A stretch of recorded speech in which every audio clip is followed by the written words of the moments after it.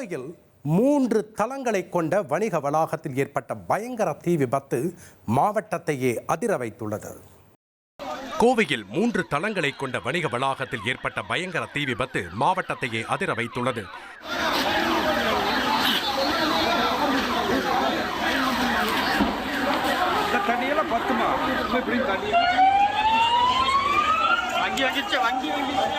காட்டூர் பகுதியில் 3 தளங்களுடன் இயங்கிய auto spare parts விற்பனை கடையில் திடீரென பற்றிய தீ மளமளவென பரவி கட்டடத்தை முழுவதும் ஆக்கிரமித்தது.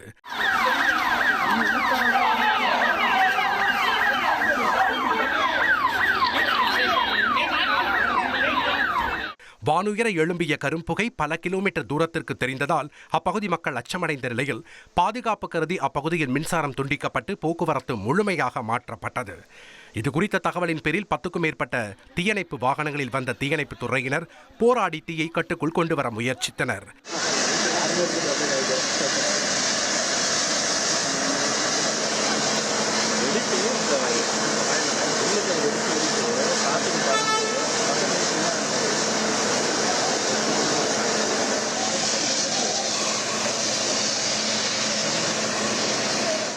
விபத்து குறித்து கோவை மாவட்ட ஆட்சியர், மாநகராட்சி ஆணையர் மற்றும் காவல் ஆணையர் ஆகியோர் நேரில் ஆய்வு செய்த நிலையில் மாவட்ட நிர்வாகம், மாநகராட்சி பணியாளர்கள் மற்றும் தீயணைப்பு துறையினர் என மொத்தம் 500க்கும் மேற்பட்டோர் தீயை போராடி கட்டுக்குள் கொண்டு வந்தனர்.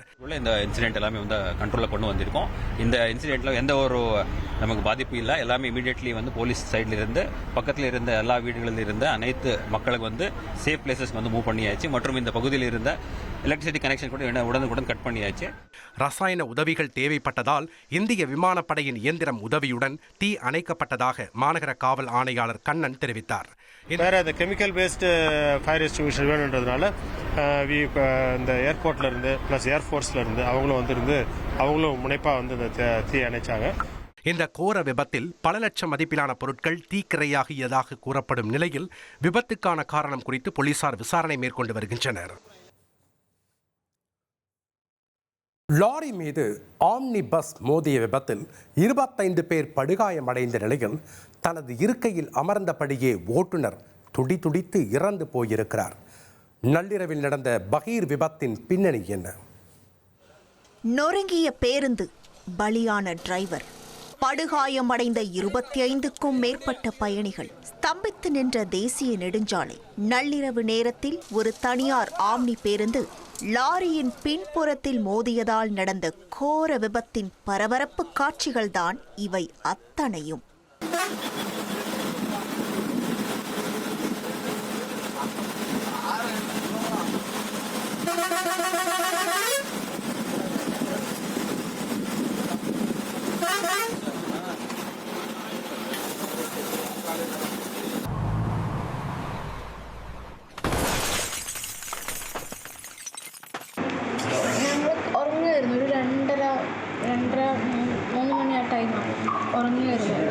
പെട്ടെന്ന് ഞാൻ അതിന് കുറച്ച് വെള്ളം കൊടുക്കുക എണീച്ചാൽ വെള്ളം കുടിച്ച് കിടന്നപ്പോഴേക്കും എല്ലാവരും മുകളിലായിരുന്ന കുട്ടികളൊക്കെ ഉണ്ടായിരുന്നു. അവർക്ക് താഴേക്ക് വീണ് ഞാനും സൈഡിലേക്ക് ഞങ്ങൾ താഴെയായിരുന്നു, ഞാനും അച്ഛനും ഉണ്ടായിരുന്നു, സൈഡിലേക്ക് വീണായിരുന്നു.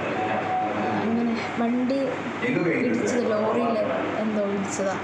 நெடுஞ்சாலையை நடுநடுங்க வைத்த கோர சம்பவம் நடந்தது எப்படி? சம்பவத்தன்று இரவு பச்சை நிற தனியார் ஆம்னி பேருந்து ஒன்று சென்னையிலிருந்து கேரள மாநிலம் கொச்சி நோக்கி 33 பயணிகளுடன் புறப்பட்டது.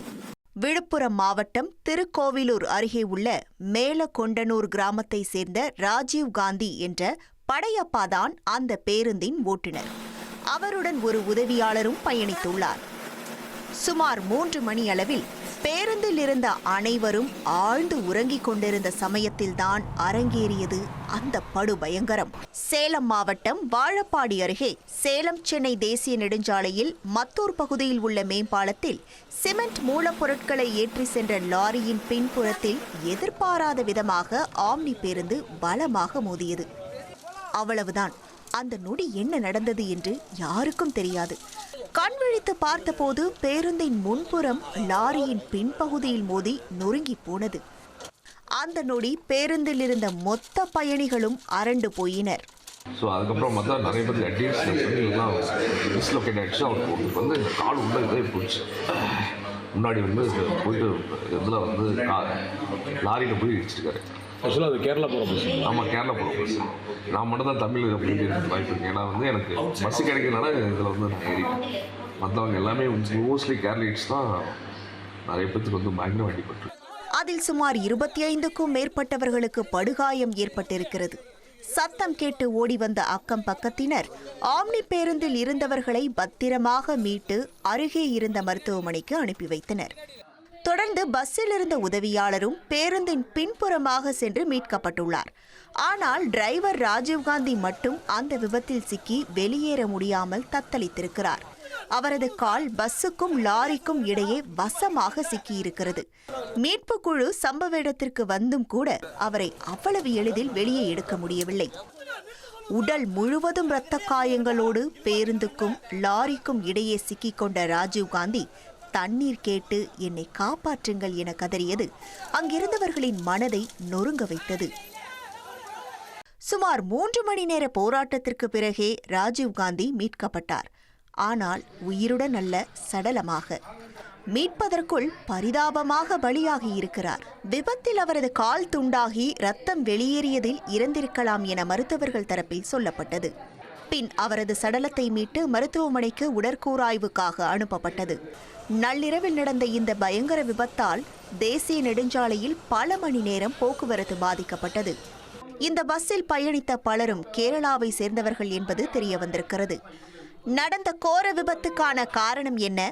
ஓட்டுநரின் அஜாக்கிரதையால் நடந்ததா அல்லது தொழில்நுட்ப கோளாறா? தவறு யார் மீது என்று போலீசார் விசாரித்து வருகின்றனர். வேலூர் மாவட்டம் பேரணாம்பட்டு அருகே குடியிருப்பை ஒட்டிய வனப்பகுதியில் சிறுத்தை நடமாடும் வீடியோ சமூக ஊடகங்களில் வெளியாகி பரபரப்பை ஏற்படுத்தியுள்ளது.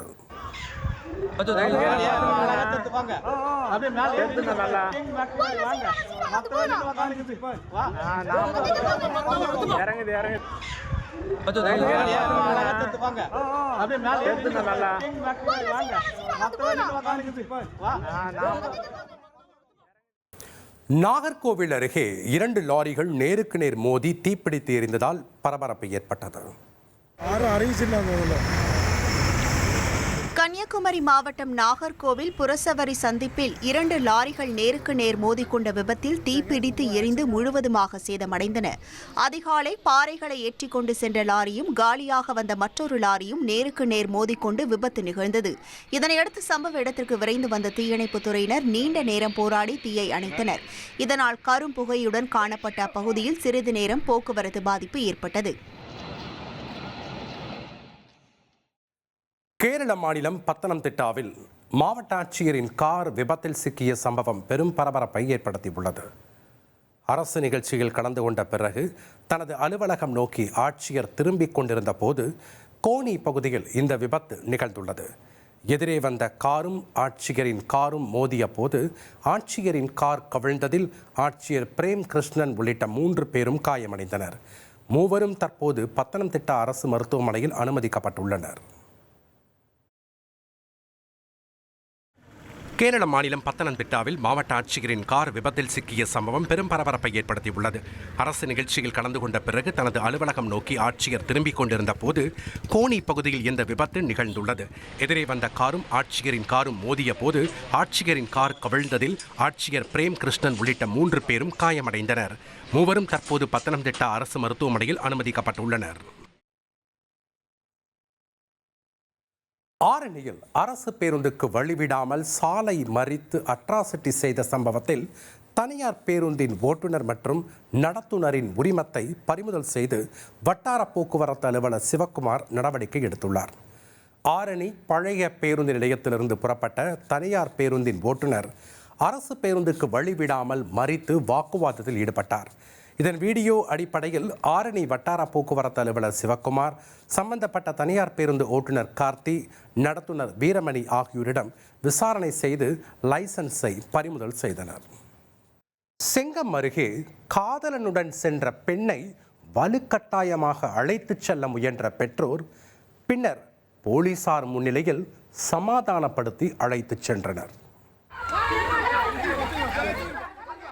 திருவண்ணாமலை மாவட்டம் செங்கம் அருகே காதலனுடன் சென்ற பெண்ணை பெற்றோர் வலுக்கட்டாயமாக அழைத்துச் செல்ல முயன்றதால் பரபரப்பு ஏற்பட்டது. உச்சிமலை குப்பம் கிராமத்தைச் சேர்ந்த காதலர்களான மதன்குமாரும் ஆனந்தியும் வீட்டை விட்டு வெளியேறிய நிலையில் அவர்களை பாச்சல் போலீசார் காவல் நிலையத்திற்கு வரவழைத்தனர். அங்கு காத்திருந்த ஆனந்தியின் உறவினர்கள் அவரை வலுக்கட்டாயமாக காரில் அழைத்துச் செல்ல முயன்றனர். அவர்களிடமிருந்து ஆனந்தியை மீட்டு போலீசார் விசாரித்த போது ஆனந்தியின் பெற்றோர் அவருடைய காலில் விழுந்து கெஞ்சினர். இதனால் மனம் மாறிய ஆனந்தி காதலனை பிரிந்து பெற்றோருடன் செல்வதாக தெரிவித்தார். இதையடுத்து இனி ஆனந்தியுடன் எந்த தொடர்பும் இல்லை என மதன்குமாரிடம் உறுதிமொழி பெற்றுக்கொண்டு போலீசார் அவரை அனுப்பி வைத்ததால் பரபரப்பான சூழல் நிலவியது. கடலூர் மாவட்டம் புவனகிரியில் பேருந்து படிக்கட்டில் ஆபத்தான முறையில் பள்ளி மாணவர்கள் பயணம் செய்த சம்பவம் அதிர்ச்சியை ஏற்படுத்தியுள்ளது.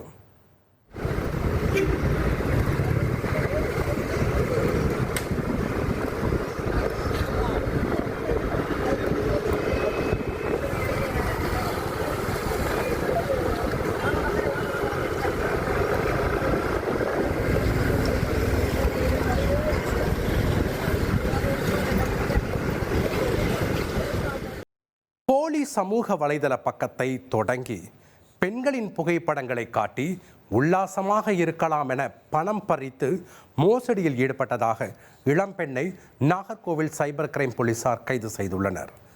சமூக வலைதளத்தில் பானுமதி என்ற பெயரில் போலி பக்கத்தை உருவாக்கிய பெண் பலரிடம் தொடர்பு கொண்டு பெண்களின் புகைப்படங்களை காட்டி பணம் கொடுத்தால் உல்லாசமாக இருக்கலாம் என ஆசை காட்டியதாக கூறப்படுகிறது. ஆபாச வீடியோ கால் மற்றும் ஆபாச சாட்டிங் செய்யலாம் என கூறி ஆன்லைன் மூலமும் பணத்தையும் வசூல் செய்ததாக புகார் எழுந்துள்ளது. ஆனால் பணத்தை பெற்ற பிறகு தொலைபேசி அழைப்புகளை புறக்கணித்து வந்ததாகவும் இதுபோன்று பலரிடம் மோசடி செய்ததாகவும் தெரிகிறது. கன்னியாகுமரி மாவட்ட காவல் கண்காணிப்பாளர் உத்தரவின் பேரில் நாகர்கோவில் சைபர் கிரைம் போலீசார் வழக்கு பதிவு செய்து தீவிரமாக விசாரித்து வந்தனர். மோசடியில் ஈடுபட்டதாக 27 வயதான நபிலா பேகம் என்பவரை போலீசார் கைது செய்து சிறையில் அடைத்தனர். சிவகங்கை மாவட்டம் சாலூர் கிராமத்தில் கல்லூரி மாணவிகளுக்கு பாலியல் தொந்தரவு கொடுத்தவர்களை தட்டி கேட்ட இளைஞர் அரிவாளால் வெட்டப்பட்ட சம்பவம் பரபரப்பை ஏற்படுத்தியுள்ளது. சிவகங்கை மாவட்டம் சாலூர் கிராமத்தில் கல்லூரி மாணவிகளுக்கு பாலியல் தொந்தரவு கொடுத்த நபர்களை தட்டி கேட்ட இளைஞரை அரிவாளால் வெட்டிய சம்பவம் பரபரப்பை ஏற்படுத்தியுள்ளது. கல்லூரி மாணவிகளை வழிமறித்த அடையாளம் தெரியாத 6 பேர் கொண்ட கும்பல் பாலியல் தொந்தரவு செய்ததாக கூறப்படுகிறது. மாணவிகள் அருகே இருந்த வீடுகளில் தஞ்சம் புகுந்ததாக கூறப்படும் நிலையில் அங்கே இருந்த பூமிநாதன் என்பவர் தொந்தரவு செய்தவர்களை தட்டி கேட்ட போது மர்ம நபர்கள் அவரை அரிவாளால் வெட்டி தப்பியதாக தெரிகிறது. இந்த சம்பவத்தில் ஈடுபட்டவர்கள் மீது கடும் நடவடிக்கை எடுக்குமாறு எஸ்பி அலுவலகத்தில் புகார் அளிக்கப்பட்டது. ஈரோடு மாவட்டம் மேட்டூரில் நின்று கொண்டிருந்த கார் மீது கனரக லாரி விபத்தில் நல்வாய்ப்பாக 5 பேர் உயிர் தப்பினர். ஈரோடு மாவட்டம் மேட்டூரில் பிரதான சாலையின் ஓரம் நிறுத்தி வைக்கப்பட்டிருந்த கார் மீது கனரக லாரி மோதி விபத்து ஏற்பட்டது. இதில் கார் சுக்குநூறாக நொறுங்கிய நிலையில் லாரியின் முன்பக்கமும் சேதமடைந்தது. நல்வாய்ப்பாக காரில் வந்த 5 பேரும் அருகில் இருந்த உணவகத்தில் சாப்பிட்டுக் கொண்டிருந்ததால் உயிர் தப்பினர். திண்டுக்கல் மாவட்டம் சின்னப்பள்ளப்பட்டியில் பழைய பிளாஸ்டிக் குடோனில் ஏற்பட்ட தீ விபத்தில் பல லட்சம் ரூபாய் மதிப்புள்ள பொருட்கள் எரிந்து சேதமடைந்தன.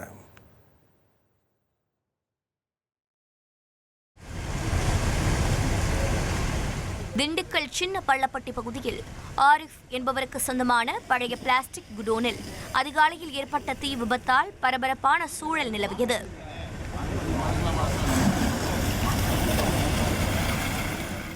மூன்று தீயணைப்பு நிலையங்களில் இருந்து 5 தீயணைப்பு வாகனங்கள் 30 தீயணைப்பு வீரர்கள் வந்து 4 மணி நேரத்திற்கு மேல் போராடி தீயை கட்டுக்குள் கொண்டு வந்தனர். இந்த தீ விபத்தில் பல லட்சம் மதிப்புள்ள பொருட்கள் எரிந்து நாசமானது. விபத்திற்கான காரணம் குறித்து போலீசார் விசாரணை நடத்தி வருகின்றனர்.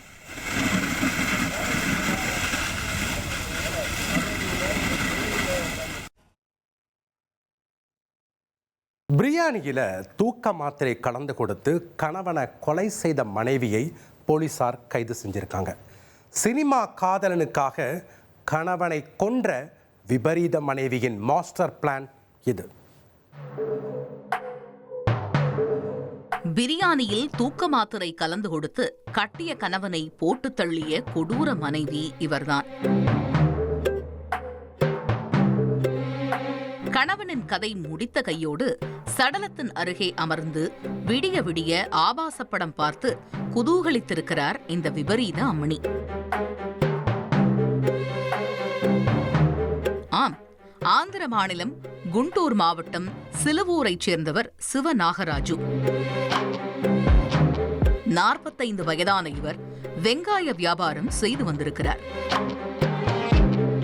இவரது மனைவி லக்ஷ்மி மாதுரி 38 வயதாகிறது.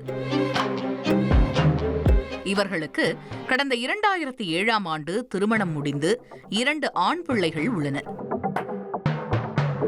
இந்த நிலையில்தான் சம்பவத்தன்று சிவநாகராஜு மாரடைப்பால் இறந்து விட்டதாக அக்கம்பக்கத்தில் கூறி அழுது புலம்பியிருக்கிறார் லக்ஷ்மி. சிவநாகராஜுவுக்கு இறுதிச் சடங்கு ஏற்பாடுகள் நடந்திருக்கிறது. அப்போது அவரது உடம்பில் இருந்த காயங்கள் உறவினர்களுக்கு சந்தேகத்தை வரவழைத்திருக்கிறது. உடனே போலீசில் புகார் அளித்துள்ளனர். அதன் பேரில் சம்பவ இடத்திற்கு வந்த போலீசார் சிவநாகராஜுவின் உடலை மீட்டு உடற்கூறாய்வுக்காக மருத்துவமனைக்கு அனுப்பி வைத்தனர். அதில் சிவநாகராஜு மார்பு பகுதியில் எலும்பு உடைந்து சுவாசம் தடைபட்டதால் இறந்து போனதாக அறிக்கை உறுதிப்படுத்தியது. உடனே சந்தேக மரணம் என வழக்கு பதிவு செய்த போலீசார் சிவநாகராஜுவின் மனைவி லக்ஷ்மி மாதுரியிடம் இருந்தே விசாரணையை தொடங்கியிருக்கிறார்கள். அதில்தான் சிவநாகராஜு மாரடைப்பால் இறக்கவில்லை, தலையணையால் அமுக்கி மூச்சை நிறுத்தி கொடூரமாக கொலை செய்யப்பட்ட உண்மை அம்பலமானது. அதற்கு காரணம் லக்ஷ்மி மாதுரியின் கள்ளக்காதல். லக்ஷ்மி விஜயவாடாவில் உள்ள சினிமா தியேட்டரில் டிக்கெட் கவுண்டரில் வேலை பார்த்து வந்திருக்கிறார். அந்த தியேட்டருக்கு அடிக்கடி படம் பார்க்க வந்த சட்டனப்பள்ளியைச் சேர்ந்த 35 வயதான கோபி என்பவரோடு பழக்கம் ஏற்பட்டிருக்கிறது. அந்த பழக்கம் நாளடைவில் கள்ளக்காதலாக மாற இருவரும் அடிக்கடி தனிமையில் சந்தித்து உல்லாசமாக இருந்துள்ளனர். ஆனால் கணவன் உள்ளூரிலேயே இருப்பதால் லக்ஷ்மியால் சுதந்திரமாக ஊர் சுற்ற முடியவில்லை. இதனால் கணவன் சிவநாகராஜுவை வெங்காய வியாபாரம் கௌரவமாக இல்லை எனச் சொல்லி ஹைதராபாத்துக்கு கார் ஓட்ட அனுப்பியிருக்கிறார். கணவன் கார் ஓட்ட சென்ற பிறகு காதலனை வீட்டிற்கே அழைத்து வந்து கோபி கோவலனாகவும் மாதுரி மாதவியாகவும் மாறி கட்டிலில் சல்லாபித்திருக்கிறார்கள். ஆனால் மனைவியின் இந்த கேடி வேலை தெரிந்து கார் ஓட்டும் வேலையை விட்டுவிட்டு மீண்டும் வெங்காயம் விற்க ஊருக்கே வந்துள்ளார் சிவநாகராஜு. மனைவியின் கள்ளக்காதல் லீலைகளையும் கைவிடும்படி கண்டித்திருக்கிறார். இதனால் கடுப்பான லக்ஷ்மி மாதுரி அந்த கொடூரத்தை செய்ய துணிந்திருக்கிறார். அதன்படி சிவநாகராஜுவுக்கு பிடித்த பிரியாணியை செய்து அதில் 20 தூக்க மாத்திரைகளை பொடியாக்கி கலந்து கொடுத்துள்ளார். இந்த சூட்சமம் தெரியாத சிவநாகராஜு பிரியாணியை சாப்பிட்டவுடன் ஆழ்ந்த தூக்கத்திற்கு சென்றுள்ளார். உடனே இரவு 11:30 மணியளவில் கள்ளக்காதலன் கோபியை வீட்டிற்கு வரவழைத்திருக்கிறார் லக்ஷ்மி. அப்போது உறங்கிக் கொண்டிருந்த சிவநாகராஜுவின் மீது கோபி ஏறி அமர்ந்து கொள்ள கட்டிய கணவனின் முகத்தில் தலையணையால் அமுக்கி கொடூரமாக கொலை செய்துள்ளார் லக்ஷ்மி மாதுரி. கொலை செய்த கையோடு கள்ளக்காதலனுடன் சேர்ந்து சடலத்தின் அருகே அமர்ந்து விடிய விடிய செல்போனில் ஆபாசப்படம் பார்த்து குதூகலித்திருக்கிறார். பின் பொழுது விடிந்ததும் கணவன் மாரடைப்பால் இறந்ததாக ஊரார் முன் நாடகமாடியது விசாரணையில் வெளிவந்திருக்கிறது. விசாரணை முடிவில் கட்டிய கணவனை கொன்ற மனைவி லக்ஷ்மி மாதுரி மற்றும் அவரது கள்ளக்காதலன் கோபி ஆகிய இருவரையும் போலீசார் கைது செய்து சிறையில் அடைத்தனர். கள்ளக்காதல் மோகத்தில் கணவனை ஸ்கெட்ச் போட்டு கொன்றதோடு மட்டுமல்லாமல் சடலத்தின் அருகே அமர்ந்து விடிய விடிய ஆபாச படம் பார்த்த மனைவியின் வக்கிரச் செயல் ஆந்திராவையே அதிர்ச்சியில் ஆழ்த்தியுள்ளது.